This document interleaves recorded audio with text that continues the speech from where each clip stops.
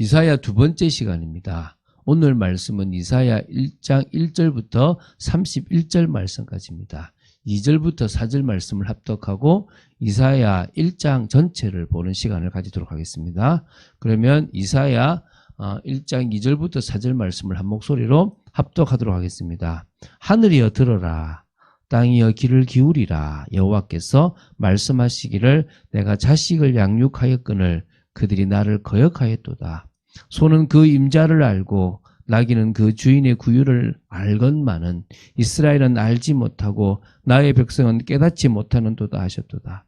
슬프다 범죄한 나라요 허물진 백성이요 행악의 종자여 행위가 부패한 자식이로다. 그들이 여호와를 버리며 이스라엘의 거룩하신 이를 만울히 여겨 멀리하고 물러갔도다. 주여, 이스라엘의 모습들이 오히려 지금 우리의 모습이 되지 않도록 우리가 깨어 기도해야 될 줄로 믿습니다. 이사야서를 이제 본격적으로 이제 보도록 하겠습니다. 먼저 볼 것은 당연히 이사야서에서 전반부에 해당하는 이사야 1장부터 35장까지겠죠. 여러분 이사야서를 쉽게 보라고 했지 않습니까? 이사야 36장부터 39장까지가 삽입단락이에요. 어떤 히스기야 시대 때 있었던 사건을 4장에 걸쳐서 집어넣었어요. 그 전에 예언이 있고 그 후에 예언이 있어요. 그 전에 예언을 1장부터 35장까지를 전반부 예언이라 그러고 40장부터 66장까지 예언을 후반부 예언이라고 그랬습니다. 그에 대한 이야기는 어제 말씀드렸으니까 참고하시면 될 것 같고요. 자, 그런데 이제 그러면 지금 전반부를 보는데 오늘은 이사야 1장 전체를 보도록 하겠습니다. 사실 이사야 1장부터 5장까지가 이사야 전체의 요약이라고 할 수 있는 부분입니다. 그래서 이사야서 전체의 서론 또는 도입부라고 할 수 있는 부분인데요. 그래서 1장부터 5장까지를 지금 이제 빨리 이제 볼 건데 오늘은 1장을 본다라고 보시면 됩니다. 그럼 내일은 2장부터 4장까지를 볼 거고 그 다음에 이제 5장을 이렇게 총 3번에 걸쳐서 1장부터 5장까지를 보게 될 거라고 보시면 됩니다. 자, 그러면 이제 이사야서 1장은 1절부터 31절까지 되어 있는데 총 4단락으로 구분할 수가 있습니다.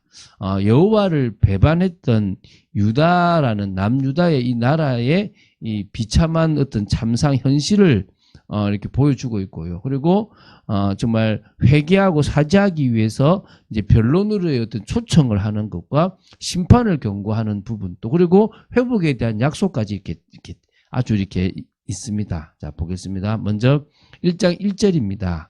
1장 1절은 이사야서의 표제라고 할 수 있습니다. 유다 왕 우시야와 요담과 아하스와 히스기야 시대에 아모스의 아들 이사야가 유다와 예루살렘에 관하여 본 계시라라고 얘기합니다. 그러니까 이 시대의 시대적 배경과 저자 그리고 이 예언의 핵심 대상을 밝히고 있다고 보시면 됩니다. 그래서 이사야는 유다 제10대 왕인 우시아로부터 제13대 왕인 히스기야 때까지 활동하였다고 봅니다. 그런데 이사야가 구체적으로 우시아 몇 년부터 활동하였는지는 정확하게 사실 알 수가 없어요. 근데 보통 우리가 이사야의 소명장이라고 하는 게 6장이에요. 주님 내가 여기 있으니까 나를 보내달라 써달라고 하는 이 6장에 보면 이때가 보면 우시아가 죽던 해라고 나와요. 그러니까 다시 말하면 그러니까 그거보다는 좀 더 이전에 활동했다고 보는 것이 일반적인 견해고요. 그리고 이 유대의 전성에 보면 이사야는 히스기야의 아들인 유다의 제14대 왕인 므낫세 때 순교한 것으로 전해진다고 봅니다. 그래서 이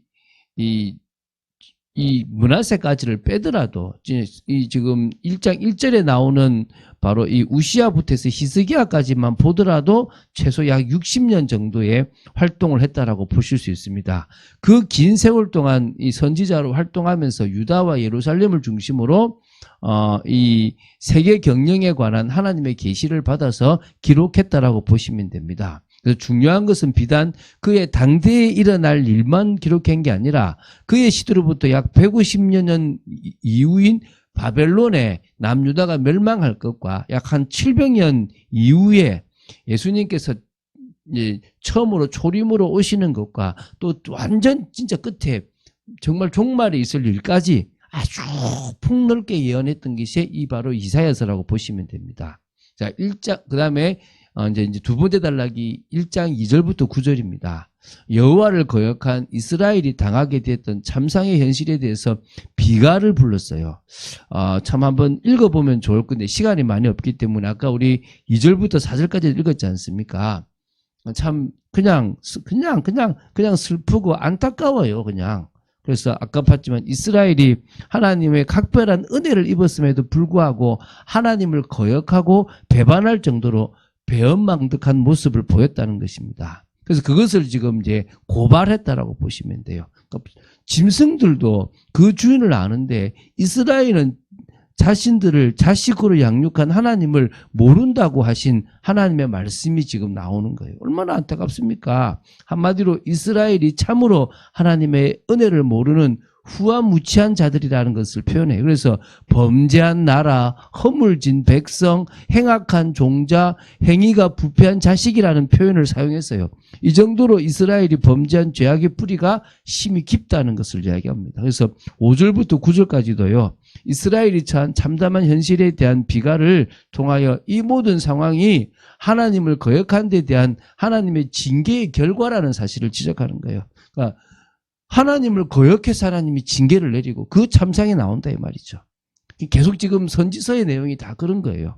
이사야는 이스라엘의 온 성읍들이 불에 타고 시온 곧 예루살렘만이 포도원의 망대와 참외밭의 원두막과 같이 겨우 남았다라고 밝힌 겁니다.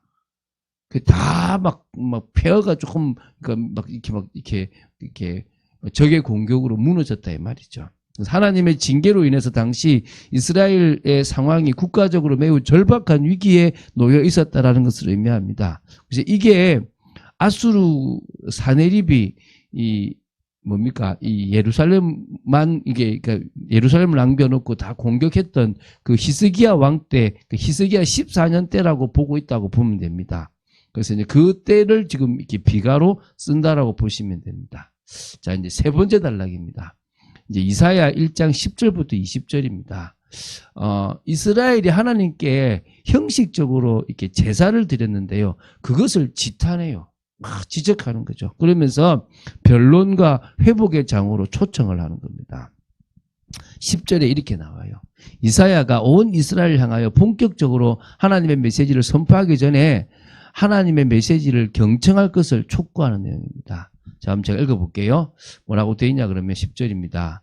너희 소돔의 관원들아 여호와의 말씀을 들을지어다. 너희 고모라의 백성아 우리 하나님의 법에 귀를 기울일지라 이렇게 나옵니다. 뭐라고 얘기합니까? 지금 이스라엘의 관원들과 백성들을 향하여 소돔의 관원, 고모라의 백성이라고 얘기했습니다. 다시 말하면 불심판을 받았던 그 소돔과 고모라와 비견될 정도로 심각한 부패와 타락을 했던 그런 지금 상태에 이르렀다는 것입니다. 그래서 11절부터 15절에 소돔과 고모라에 비견될 정도로 타락하고 부패한 상태에 있었기 때문에도 불구하고 제사만큼은 열심히 막 부지런히 드리는 이 이스라엘의 위선적이고 거짓된 신앙의 현주소를요 딱 집어서 말씀하신 거예요.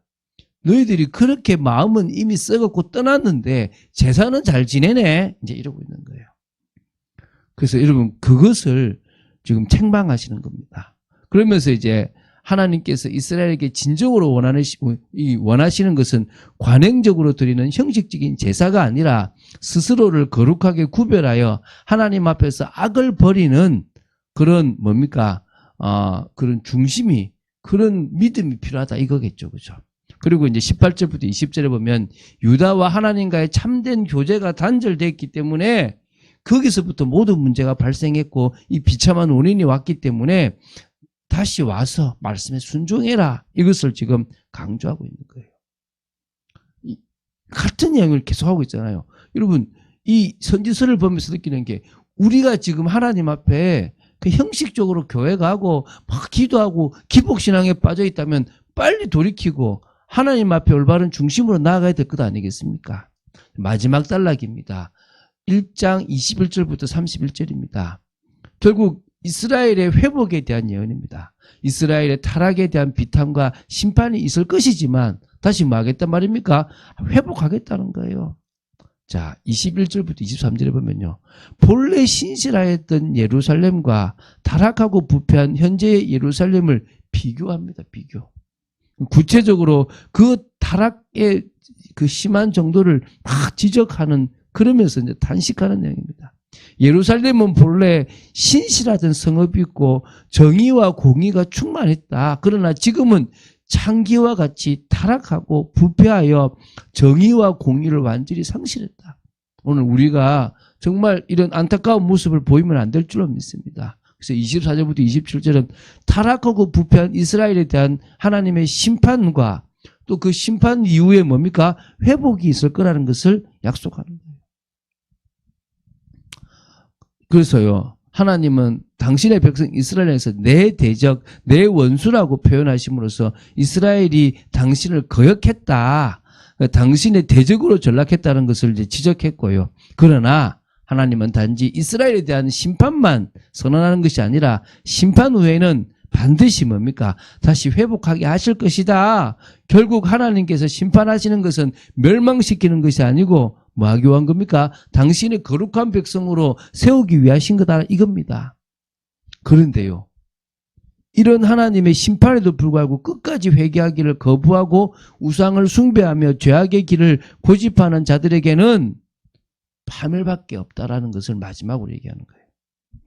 그래서 여러분, 우리가 하나님을 믿고 예수님 믿겠다라고 고백하고도 또 죄성을 가지고 있기 때문에 여전히 죄짓고 부족한 모습이 있을 수밖에 없습니다. 그게 사실 우리 인간의 모습입니다.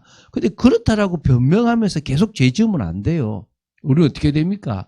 그 믿음을 지키고 그분의 그 말씀에 순종할 중심을 가지고 성령이 우리 속에 역사하시도록 계속 기도하며 나아가는 겁니다. 그럴 때 성령께서 우리를 인도하시고 지키시고 어떻게 해요? 우리를 예수 그리스도를 믿는 믿음 안에서 거룩에 이르는 축복의 삶을 살게 하실 거라는 것입니다. 그 어떤 환난과 문제가 와도 끝까지 우리를 지켜주실 거라고 저는 믿습니다. 오늘 우리의 믿음이 온전히 서 있기를 바라고 정말 오히려 모든 것 속에서 하나님께 영광 돌리는 표대를 향해서 달려가는 축복의 삶을 살아야 될 줄로 믿습니다. 내용 이해되시죠?